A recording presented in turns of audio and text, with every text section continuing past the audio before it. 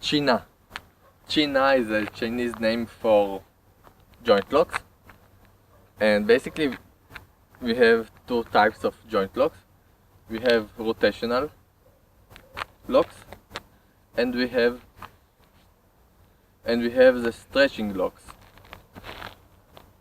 Each of our joints has direction it can go or can't go. Can goes rotational movement or can go stretching movement. That's it. End of lesson. What we want to do is to make the joint go to the direction it can't go, or to overgo the direction it can go. For example, we start with the head. Locks on the neck. The neck has rotational movement. So let's take it to the direction where it can't move anymore and push it a little farther. So he will have to go with his head, otherwise he will break his neck. Same here. I go up, it can't stretch anymore, and then I push down. This applies a lot of pressure on the neck. Rotational. Still on rotations. The arm can rotate because of the structure of the two bones here. The arm can rotate. It rotates from the shoulder, so we can just rotate it to the maximum and give it a little more rotation. Same the forward direction, and it doesn't matter if I do it here or here. The idea is the same. This is not an elbow lock, this is actually shoulder lock. We use the elbow, but it works on the shoulder. Same here.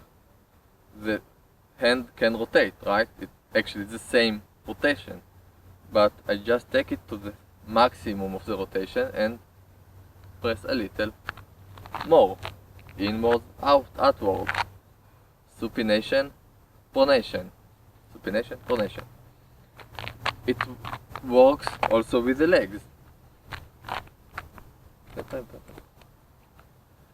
I can twist his leg to the direction it can't rotate anymore. When he's locked here, this is of course mainly used on the ground rather than standing up, because now he can rotate his pelvis. See? Very basic. Works like magic.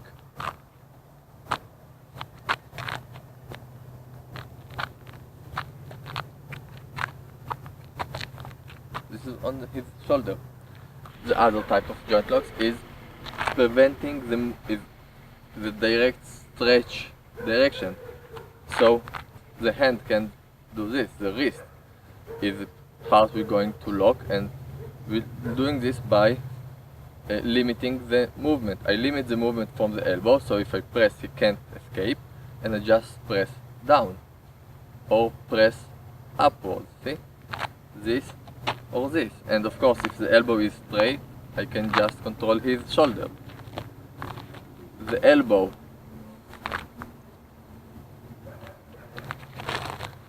I press the tendon above the elbow and push against it.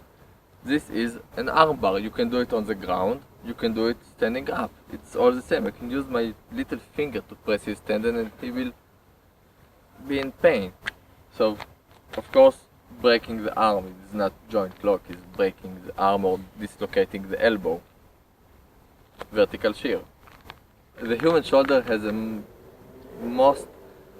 vastest movement in the mammal kingdom, so we actually have a lot of rotational things we can do or can't do with the shoulder, but it doesn't have a straight forward stretch. The knee works exactly as the elbow.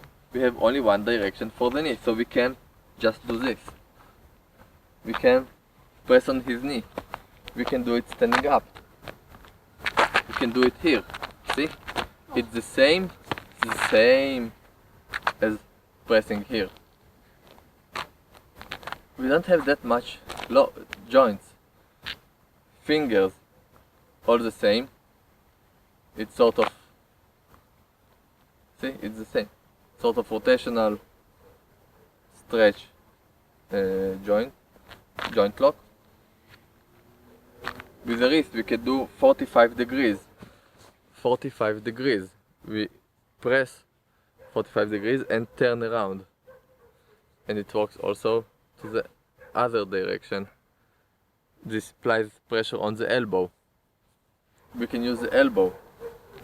You see, I just keep it twisted and folded. It's not stretched, this time it's folded because this applies pressure into the shoulder from the forward or backward position.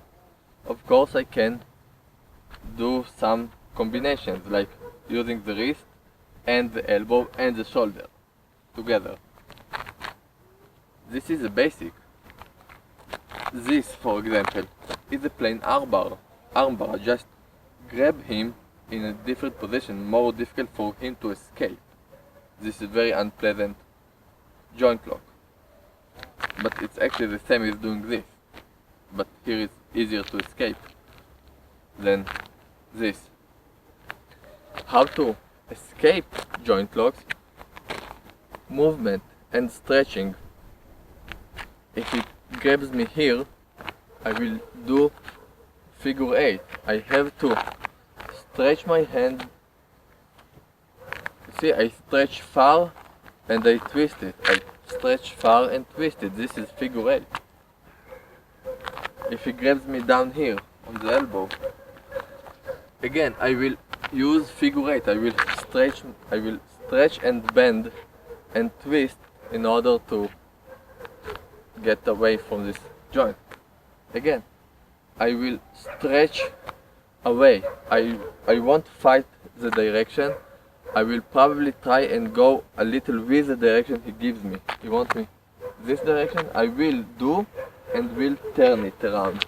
So I use twists and figure 8 and stretches to get away of joints.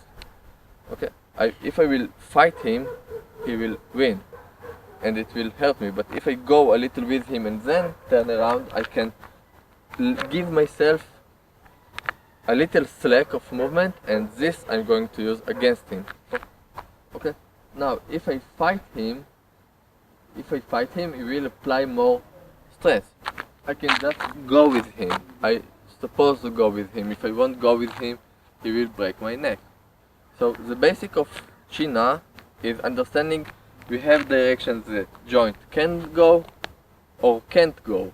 Can he go rotationally or can he go stretch or folding?